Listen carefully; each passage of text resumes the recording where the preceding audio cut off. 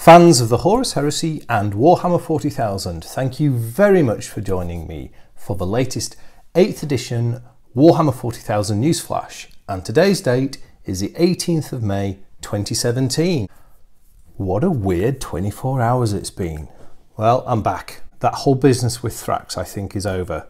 I don't know who he was or what he was doing. In the end I got set free by some guys in really big hats. They wouldn't tell me much about him, but you know, there you go. So anyway, I watched yesterday's update and yeah, Thrax made a right hash of explaining the rules on tactical reserves. He turned it into a bit of an imperial propaganda message. So what I'm going to do today is I'm going to talk about the latest post on the Warhammer Community website, which is the vehicle rules, which we've all been very excited for, and it's a big one to get. And I'm also going to go over and redo reserves properly, unlike the all that nonsense that Thrax came out with. Let's get into this. So there are two articles we're going to discuss today. The first is vehicles and the second is reserves. There are links in the description to the Warhammer Community website articles. Graphics, let's have a quick chat on graphics. Because of all the weird stuff that we've had with graphics and potential chaos influence, I've just kept it simple, kept some of our favourite features, got our backing back, our nice little edge, but for some strange reason, when the guys in the big hats gave it back to me, it had been turned green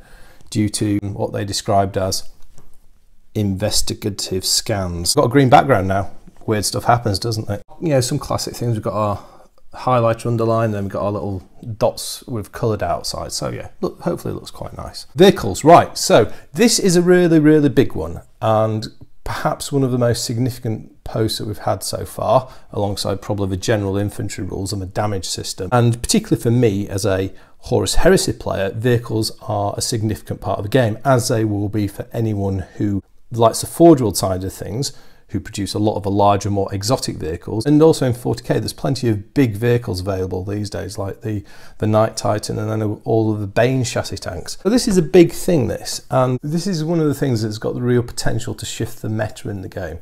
Now, we've already talked about some of this in terms of the information we've had on the damage system. What we're getting here is a few specific rules about tanks, so let's talk about these. Right, so the first thing is vehicles will have the standard profiles. So they have exactly the same profile as an infantry soldier or a dreadnought or a monstrous creature in the current rules. They'll have a movement value, a weapon skill, a ballistic skill, a strength, a toughness, a wounds score, so wounds, not damage points. Everything is wounds for damage tracking these days.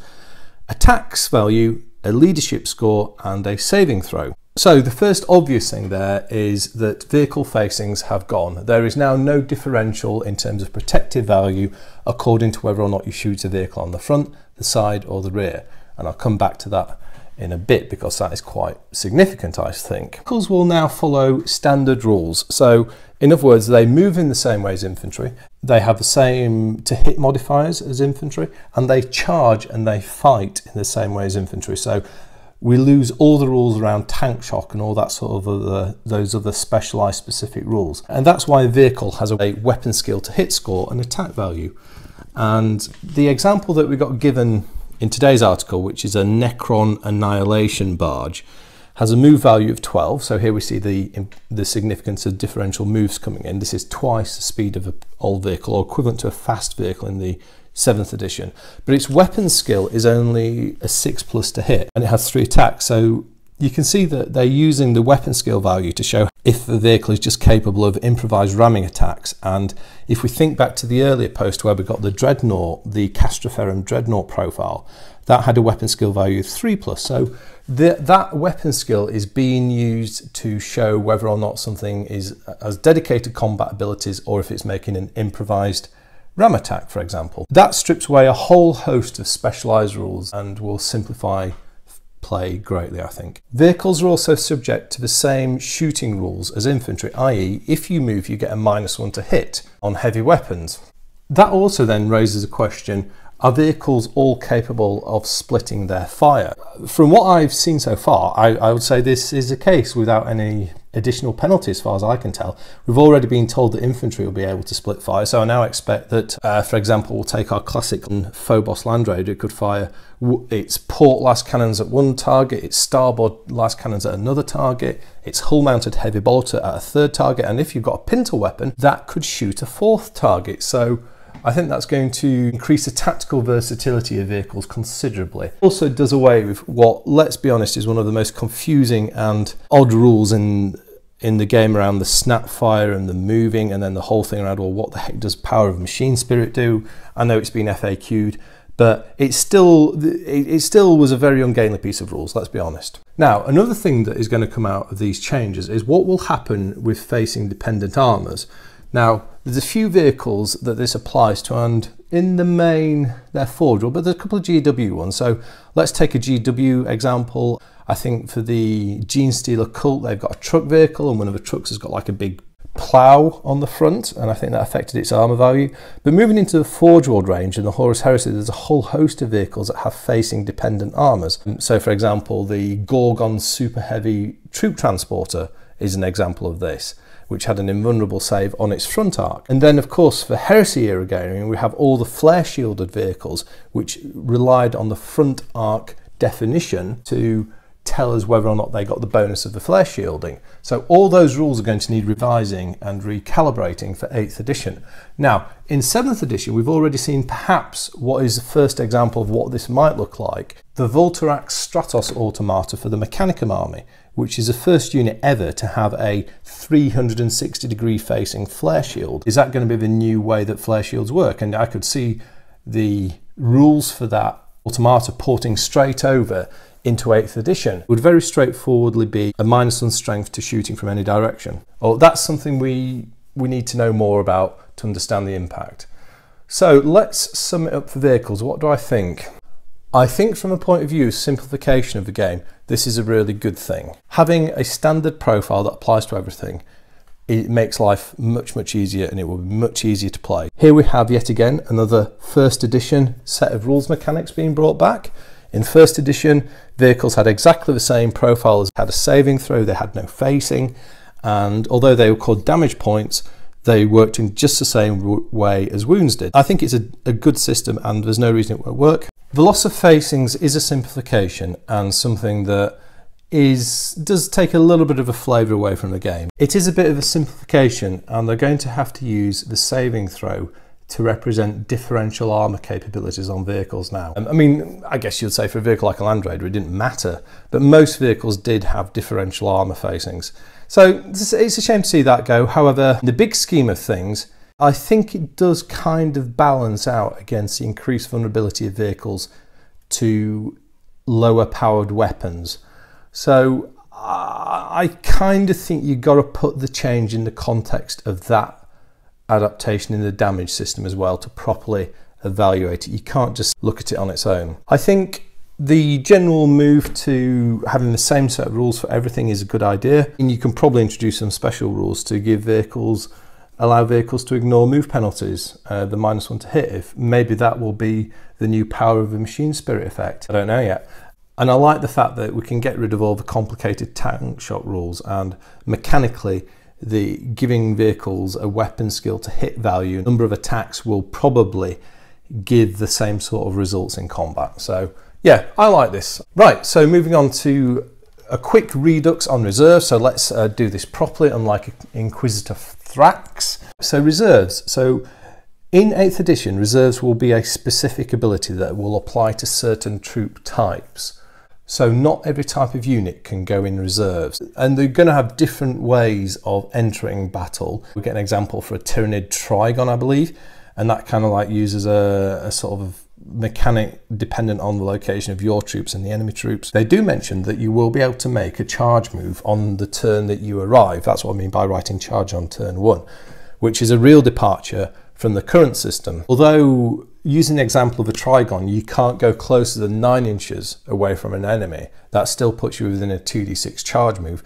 And then, as the article points out, you have the option of using command points to reroll dice. So you can kind of try to go for you can optimize your command points to get those sneaky charges in, those lightning fast charges in on the turn you arrive. In match play, there's a special rule that applies, which is called tactical reserves. So these rules apply to both narrative play and open play, but for match play there's this 3rd rule of tactical reserves, and what it states there is simply that, as well as this limitation that only certain troops can deploy in the first turn, you also have to deploy at least 50% of your points on the table at the start of a battle. So you can't now metagame and create lists which basically allow you to keep a huge chunk of troops off table and then suddenly blitz them in straight away and kind of break the game a bit from a point of view of objective capture. Another thing that is going to apply is any reserves that don't come on by turn 3 are lost, or any points values, because of course you don't have reserve units, you have reserve points. Any reserve points values that aren't used by turn 3 are now lost. From the point of view of how I play, that doesn't really matter to me a great deal, but I get the feeling that there's some metagaming and, shall we say, bending of the intent of the rules, if not the letter, that this is trying to address. Final point on today's update, going back to the save modifiers. This comes out of the faction focus for the Dark Eldar. We get another high armor penetration weapon there, which is the Splinter Cannon, and that is stated as having a -4 save modifier. So thus far, we've had a few examples of a -4 save modifier, but we haven't had a -5 yet. So I'm wondering, is -4 going to be the maximum armor save modifier in this new game?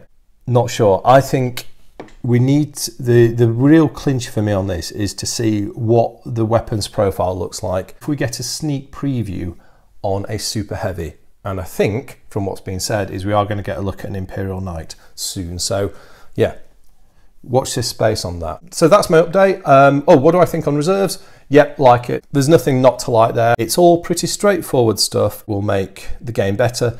As I've said before though, the extra bookkeeping that's necessary is to have your units worked out beforehand, and also to be honest as well.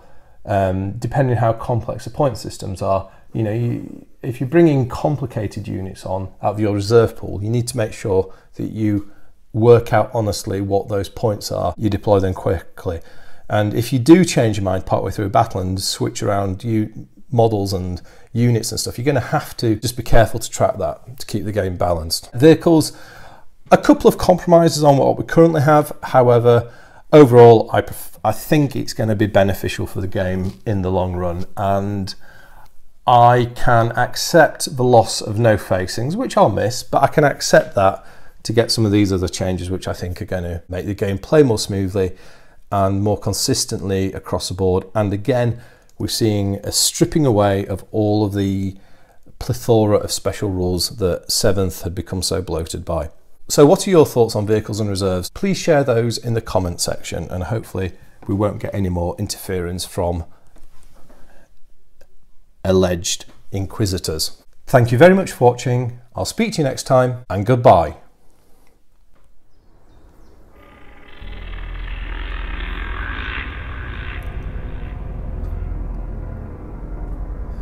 So, just who was Inquisitor Thrax?